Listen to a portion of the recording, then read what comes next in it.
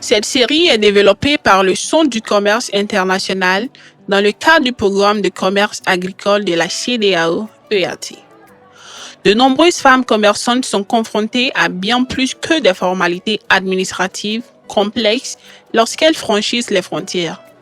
Elles subissent des insultes, la peur et la honte. Aujourd'hui, Fanta apprend que ce traitement est inacceptable et qu'elle n'est pas seule. Bonjour monsieur, je viens déclarer ma marchandise. Il s'agit de maïs du Togo. Vous les femmes, vous êtes toujours la source des problèmes. Vous parlez trop. Monsieur, je souhaite simplement suivre la procédure adéquate. Vous préférez une procédure? Ou peut-être souhaitez-vous une aide rapide? Nous pouvons en discuter en privé. Je vous en prie, monsieur, j'exige le respect et j'ai le droit de voir votre numéro matricule. Le respect? Si mes paroles ne vous plaisent pas, rentrez chez vous. Faites attention à mon sac, je ne veux pas que mon maïs s'abîme. Je ferai ce que je veux ici. Ne me criez pas dessus.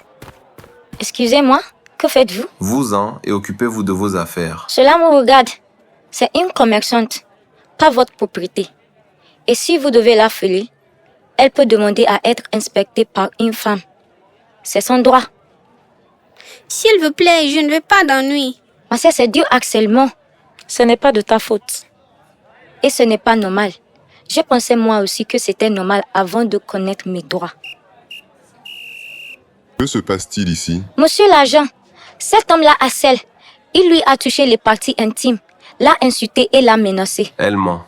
Monsieur, il m'a parlé de façon irrespectueuse. Il m'a fait me sentir en danger. Ce comportement est inacceptable. Écartez-vous.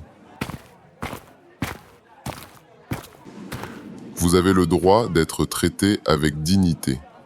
Le harcèlement, qu'il soit verbal ou physique, est interdit. Merci monsieur, je ne savais pas que je pouvais prendre la parole. Beaucoup de femmes ne le font pas. C'est pourquoi cela continue de se produire. Laisse-moi te dire ce que j'ai appris, ma sœur. Le harcèlement prend différentes formes. Que veux-tu dire? Il y a le harcèlement verbal, lorsqu'on vous insulte.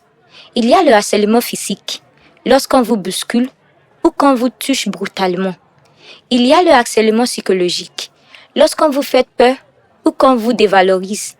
Et il y a le harcèlement sexuel, lorsqu'on vous touche sans permission, qu'on fait des commentaires à caractère sexuel ou qu'on vous demande de faveurs sexuelles. Le mois dernier, j'ai dû passer la nuit à la frontière à cause de la lenteur des formalités.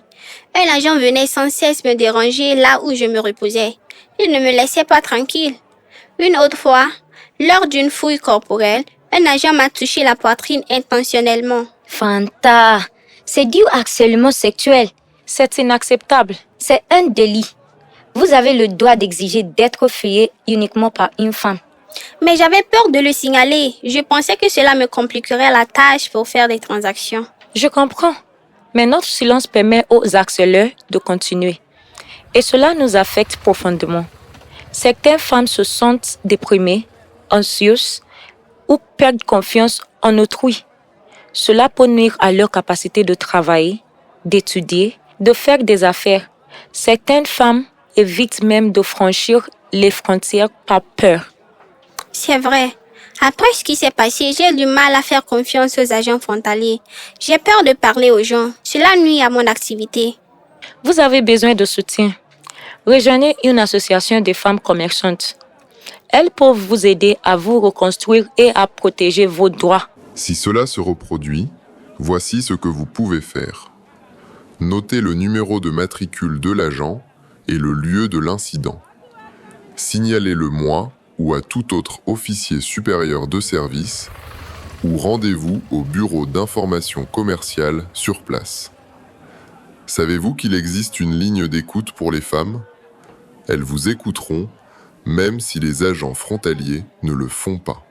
Je pensais qu'il était plus sûr de rester silencieux. Le silence protège les mauvaises personnes.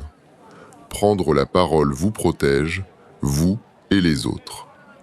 Les fonctionnaires qui harcèlent peuvent être suspendus, licenciés ou faire l'objet de poursuites pénales. N'oubliez pas vos droits à chaque frontière. Vous pouvez demander à voir l'insigne de l'agent. Vous pouvez demander à être fouillé par une femme. Vous devez obtenir un reçu pour chaque paiement et vous pouvez signaler tout harcèlement aux agents, au guichet des opérations commerciales ou à la ligne d'assistance. Je veux toujours franchir les frontières sans crainte. Je ne me tairai plus.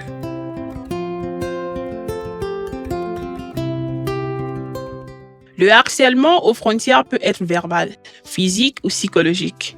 Il s'agit d'une forme de violence sexiste et il est inacceptable en toutes circonstances.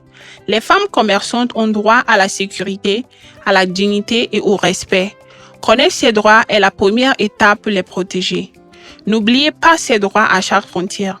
Vous pouvez demander à voir l'insigne de l'agent. Vous pouvez demander à une femme de vous fouiller. Vous devez obtenir un reçu pour chaque paiement. Vous pouvez signaler le harcèlement aux agents de service des opérations commerciales ou à la ligne d'assistance. Vous n'êtes pas seul. D'autres femmes ont pris la parole et le changement a commencé avec elles.